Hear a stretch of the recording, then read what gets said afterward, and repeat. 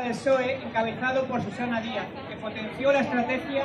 de conciertos con la sanidad privada, externalizó al máximo los servicios no asistenciales, mantenimiento, almacenes, lavanderías, etc., y generalizó el funcionamiento economista de los centros mediante su modelo de unidades de gestión clínica. Pero desde el acceso al gobierno autonómico de las organizaciones derechistas tradicionales PP y Ciudadanos, con el vergonzoso respaldo parlamentario de la extrema derecha Vox, esa dinámica privatizadora que ya se incentivó en su día el PSOE no ha hecho más que crecer y multiplicarse de forma imparable. Empezaron haciéndolo con aquel primer y fracasado plan de choque contra las listas de espera de marzo del 19, donde más del 60% de los 25,5 millones de euros presupuestados se destinaron al sector sanitario privado. Luego siguieron con uno de los mayores incrementos de la historia en el presupuesto anual destinado a conciertos con empresas de la sanidad privada, al establecerlo en 452 millones de dinero público para el año 2020,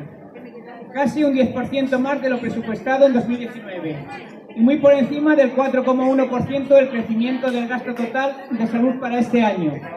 No conforme con ello, y durante el primer semestre de ese año, el gobierno derechista de la Junta acometió nuevas vueltas de tuerca a su estrategia privatizadora. Primero, al imponer los 3 hospitales privados de que dispone la empresa Pascual en las localidades de Sanlúcar, El Puerto y Villamartín, como centros obligatorios de referencia de 15 especialidades básicas para casi 300.000 gaditanos y gaditanas de las localidades de la costa noroeste y de la sierra. Y segundo, suprimirlo de facto el complemento de exclusividad para el personal médico de SAS, incluidos los jefes de unidades, a fin de favorecer así la prestación simultánea de servicios en la sanidad pública y en la privada.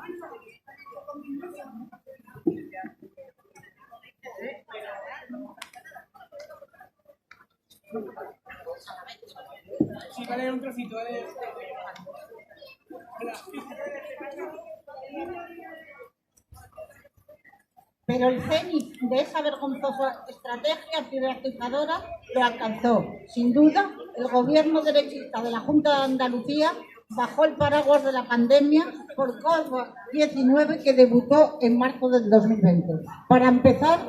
paralizaron prácticamente toda la actividad habitual de los centros de salud de atención primaria al encomendar a su personal de forma mayoritaria las labores del rastreo y seguimiento del caso DON,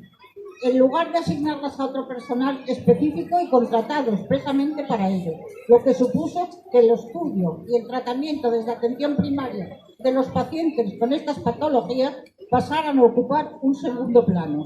Luego, con la falta de excusa de reducir al mínimo los riesgos de contagio en los centros tanto de salud como hospitalarios y con el apoyo descarado de los sectores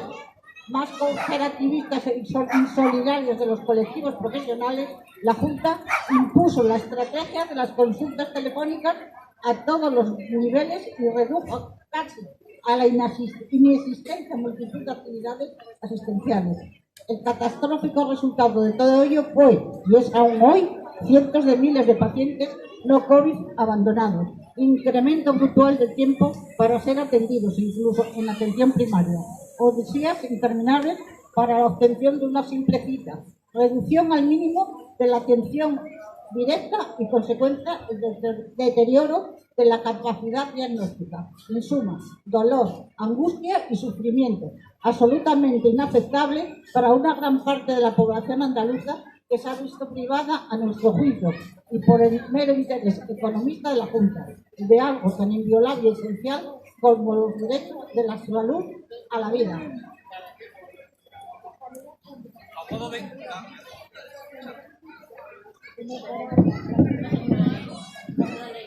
A modo de colofón a todo ello, y como era previsible por desgracia, la guinda del pastel privatizador nos llegó el pasado verano cuando, escudándose hipócritamente en ese escenario de abandono y falta de atención que ellos mismos habían provocado con su nefasta estrategia contra la COVID-19, sus propios causantes políticos anunciaron la puesta en marcha de un segundo plan de choque, dotado con un total de 200 millones de euros,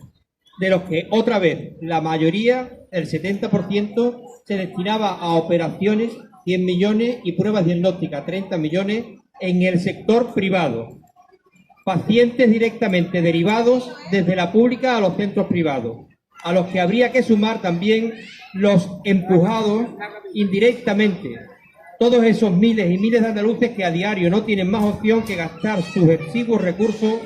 en contratar un seguro médico o acudir a un centro privado para poder ser tratados del problema de salud del que no le atienden en la pública. Consultas y tratamientos que, para mayor ignominia, son cubiertos en muchas ocasiones de forma presencial en la privada por los mismos médicos o médicas de aquellos servicios que en la pública te atienden tan solo por teléfono, para evitar riesgos. O te incorporan a la lista de espera interminables y con fecha de atención desconocida. El vergonzoso y lamentable resultado de todo ello lo puede constatar hoy cualquier ciudadano o ciudadana que tan solo realice un recorrido por los centros sanitarios públicos y privados de cualquier localidad de nuestra comunidad o simplemente estudie con cierto detalle los datos estadísticos al respecto. Por un lado, frente al vaciamiento brutal de actividad que hoy día se aprecia en multitud de hospitales y centros de especialidades de nuestra comunidad, las clínicas y los hospitales privados están literalmente abarrotados, alcanzando unos niveles de actividad nunca antes conocidos. En suma, salas, camas y consultas vacías en los centros públicos y actividad imparable y creciente en cambio en los centros privados. Y por otro lado, frente al estancamiento de la estructura asistencial de sanidad pública, crecimiento imparable de los centros de atención privados, que en muchos casos incluso florecen y se multiplican en los entornos urbanos cercanos a los propios centros públicos, sencillamente vergonzoso. En definitiva, un escenario general y perfectamente constatable, insistimos, de deterioro creciente de la sanidad pública y de fortalecimiento del sector sanitario privado, que crece imparable bajo el paraguas de la política sanitaria del PP, Ciudadanos y Vox. Así, además de haber sido incapaces de frenar a tiempo la pandemia del COVID por no reforzar como era obligado la atención primaria y construir una estructura potente y eficaz de rastreo y realización de pruebas, el actual gobierno de la Junta tiene ya garantizada para siempre el triste título de haber sido no solo el que más ha deteriorado la sanidad pública en general de nuestra comunidad, sino también el que más problemas y sufrimiento de salud ha provocado a una ciudadanía indefensa que, aturdida por el impacto brutal de la pandemia, asume con resignación y como algo casi inevitable los efectos de unas medidas que, en el fondo, únicamente responden a una forma concreta de hacer política, la consistente en favorecer siempre a los que más tienen en detrimento de los derechos y el bienestar de la inmensísima mayoría de las andaluzas y andaluces.